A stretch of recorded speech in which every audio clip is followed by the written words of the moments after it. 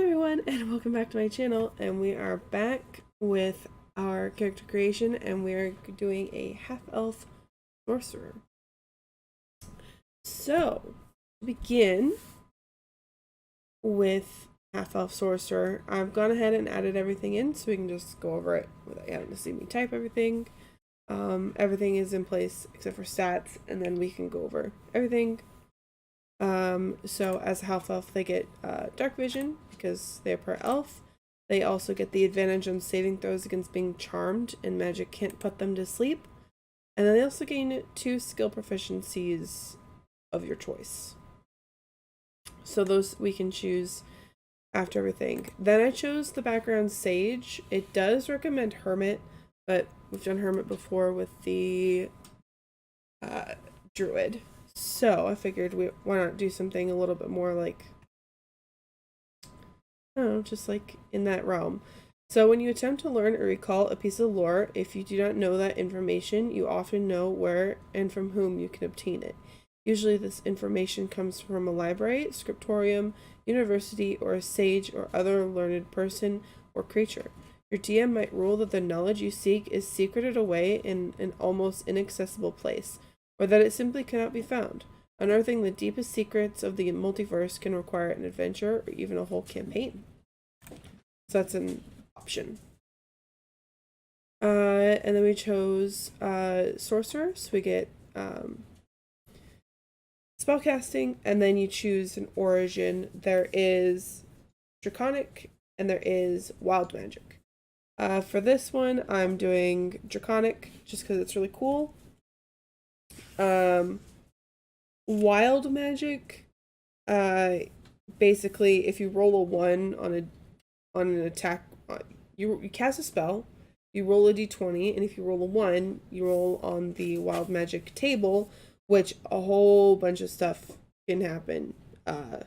You can cast Confusion on yourself. You, for the next minute, all your spells with the casting of 1 bonus actually cost 1 bonus action.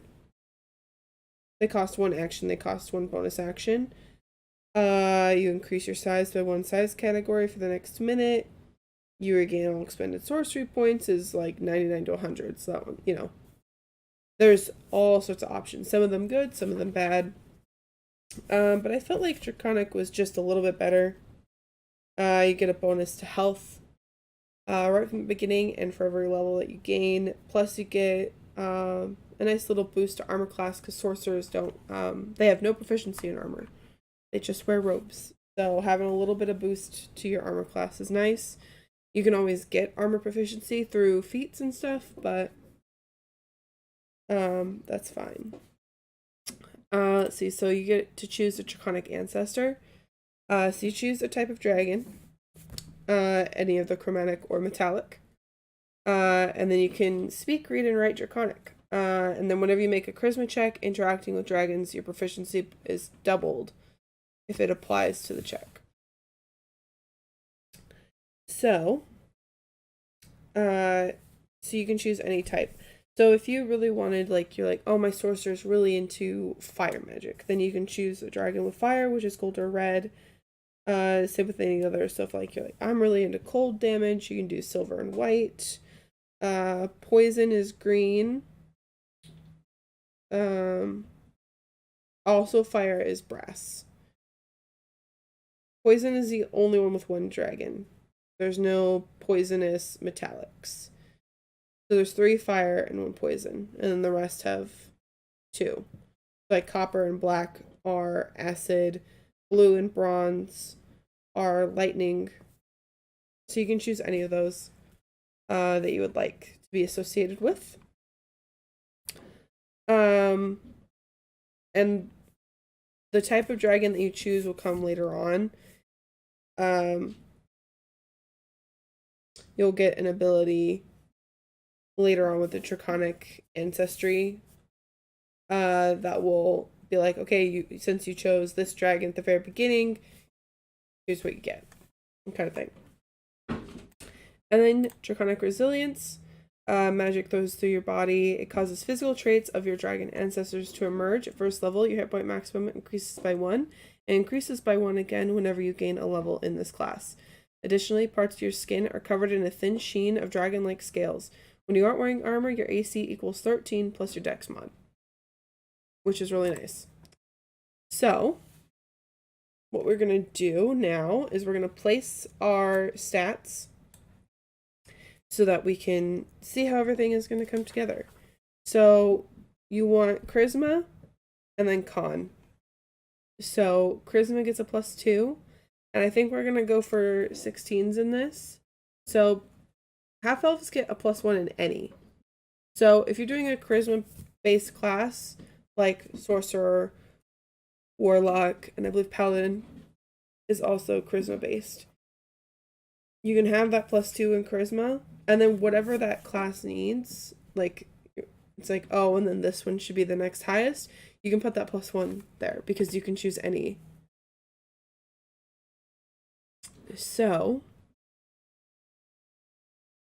we're going to do the 14 here to give us a 16, and we'll do the 15 here to give us a 16. That way we have +3 in both of these right away. And then we'll do a 13 dex just to give us a little bit of bonus there, not a whole lot. And then I think we'll put the intelligence at 12 and our strength at 8. I feel like most spellcasters should just go with a low strength because that's not where your strengths lie. But that's my opinion. That's what I would do. So then from Sage we get Arcana and History. And then you get to choose 2 from their list. So the ones that we don't already have are Deception, Insight, Intimidation, Persuasion, and Religion. So from this, I would go with Religion if you feel like your sorcerer is a little bit learned. Obviously, that, you know, their stigma isn't that they read a lot like the wizard does because their magic is innate. But if you felt like, oh, like my sorcerer, you know, really looking into all of it, it's like, okay, I have this like really cool magic, I can do this stuff. One, where did it come from? Or maybe you already know and you just want to learn more about the dragon that it came from or something like that. Or if your character was like already into reading and then this just gonna happen to them, you know. So I mean, and anyone can have a religion, they can have a deity to follow, it just they aren't as connected as, say, the paladin or the cleric. So we're gonna do religion, and then I think maybe persuasion because they are a charisma based class, so why not have some bonuses to your charisma. And then we get the +2, the 2 more proficiencies from being a half elf. So really we can choose any that are left. I'm gonna go ahead and give him stealth just because like he's not wearing armor, so he doesn't have disadvantage or anything, but you know, just a little bit of boost is nice. And then with this one,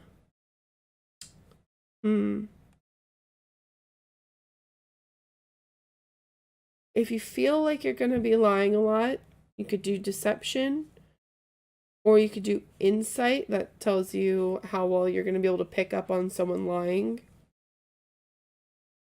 Investigation's good. Perception's always good. That's a really good one to take. But since he's so charisma based, I'm gonna go ahead and give him deception, especially since he gets that that bonus also to the charisma checks with dragons. Which if you're not dragon heavy, not in a dragon heavy campaign, then I guess it's not a big deal. You could choose something else if you know you're gonna be in a world that doesn't like focus on you going against dragons or even meeting them. So then our bonus, so it's 6 plus our con, which is 3, so it's 9, with our +1 is 10. We actually have 10 hit points as a sorcerer. Very good. That is a very good number. Sorcerers and wizards tend to have really low health in the beginning. Like, that is a very good number for sorcerers and wizards. Excuse me. So, after that, I'm going to go over real quick the spells I chose. Sorcerers get 4 cantrips, and they know 2 first level spells.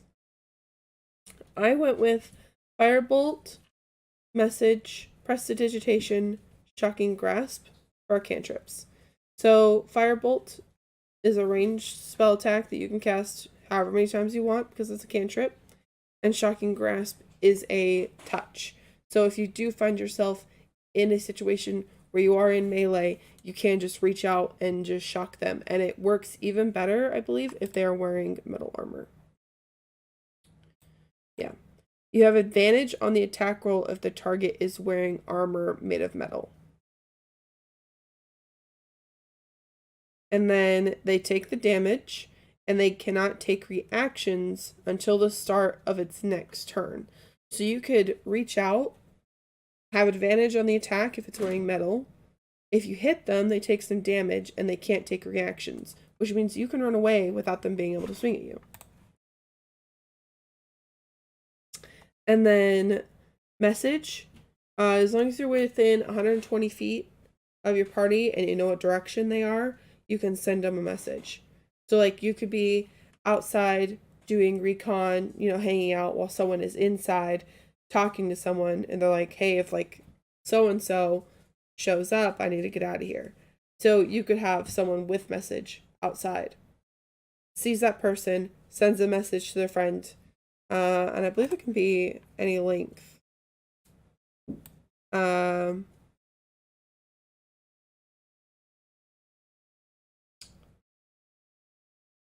Yeah, it looks like there is no length on the message.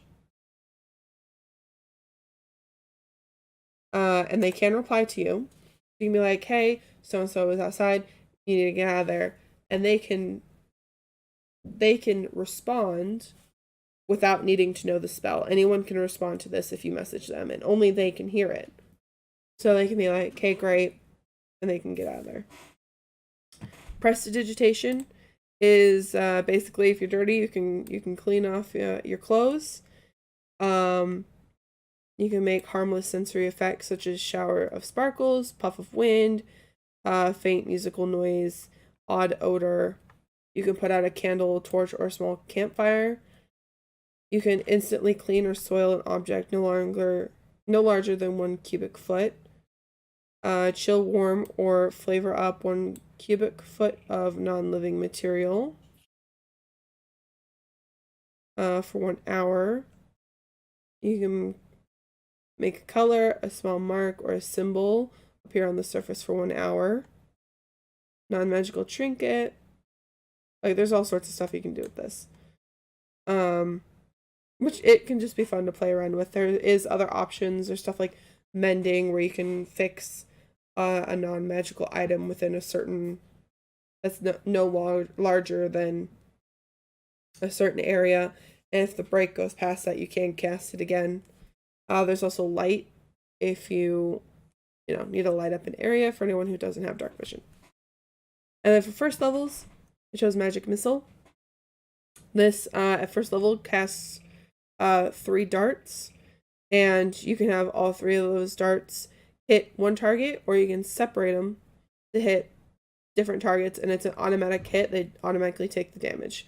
There's no miss.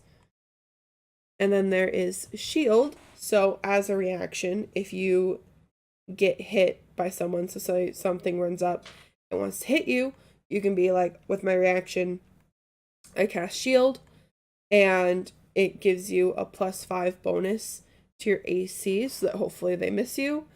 And if you use Shield when Magic Missile is cast at you, then you take no damage. So then from there, we have all this stuff here. See, this dagger is using strength. You can actually use dex for daggers. So we will do that, just because with our strength being low, it's going to give us a -1 to damage with our quarterstaff. But the quarterstaff is mainly an arcane focus, which mainly means that any spell that you cast that has material components with no gold value, so it's like, oh, you need a piece of string and a bell and this, but none of them say it has a gold value, then the arcane focus acts as those material components without disappearing. If it says, oh, you need a diamond of 300 gold, then you have to have that diamond worth 300 gold.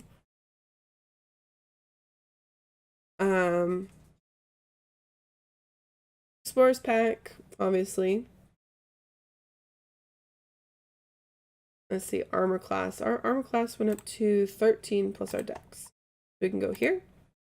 Armor class tracking, custom, and we can make it 13 plus dex.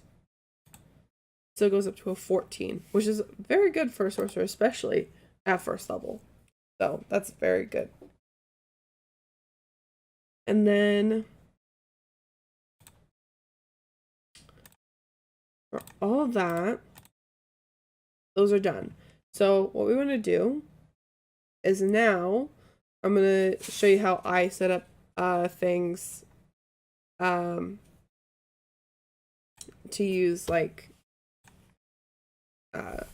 instead of being like, oh, I click deception, but because it's a dragon, it's an extra plus whatever.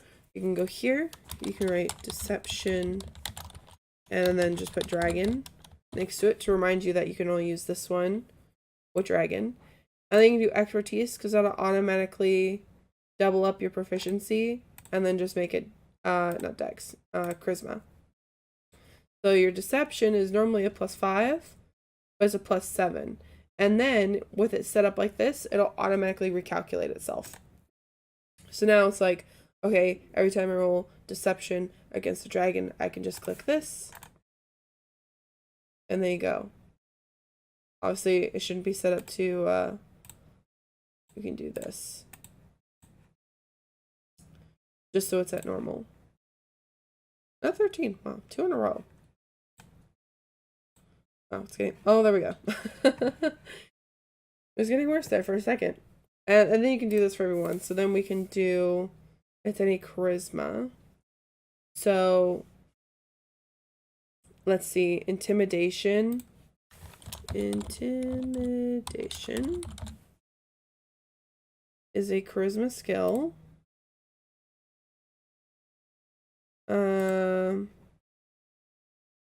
Charisma check, when interacting with dragons, your proficiency bonus is doubled if it applies. Okay, so our intimidation does not count, because we are not proficient in intimidation. But our persuasion, we can do the same thing. So we'll do persuasion. And we'll just do expertise, which is basically the rogues get that, it doubles their proficiency bonus. And then make it charisma. And there you go. We can add dragon after that.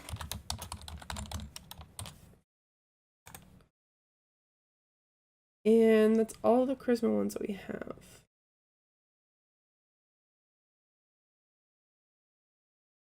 It's not bad. So that way you can be like, oh, it's not, this, it's +2. Instead of constantly have to do that, you can just click that. You can also do this with, if you have a ranger, you can also do that with Tessa Trace. Have a stealth set up with a +10 automatically added on, so you can just roll it instead of being like, oh, it's this, but +10.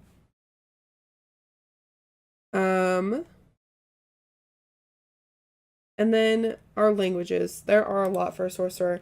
So we have Common and Elvish from Half Elf, plus a language of their choosing. You get Draconic because of your Draconic bloodline, and then because of Sage, you get another 2. So you have a total of 6 languages. So depending on your DM, they may or may not allow you to take certain languages. Let's get the list. Exotic languages. So things like Abyssal, Celestial, Deep Speech, Draconic, Infernal, Primordial, Sylvan, Undercommon. So we get Draconic because the book tells us you can have Draconic. But if your DM is like no exotic languages, you cannot choose any of those. So then you'd only be able to choose from Common, Dwarvish, Elvish, Giant, Gnomish, Goblin, Halfling, and Orc. Depending on your backstory, say like, okay, so we chose religion. Like, hey, I really study religion. It's, something that he likes to look into. The DM could be like, okay, well then, yeah, you could take Celestial as an option because you spend a lot of time looking at religious texts, really learning that kind of stuff. It all depends on like how you have your character grow up.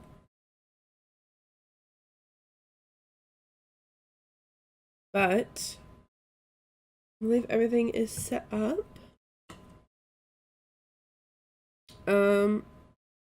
Yeah, looks like everything is done. Obviously, then you can choose your alignment, which I don't worry about in these. So with that, I think we're gonna go ahead and end here. If you liked it, hit that like button, hit the subscribe button, leave a comment if you would like, and I will see you in the next video. Bye!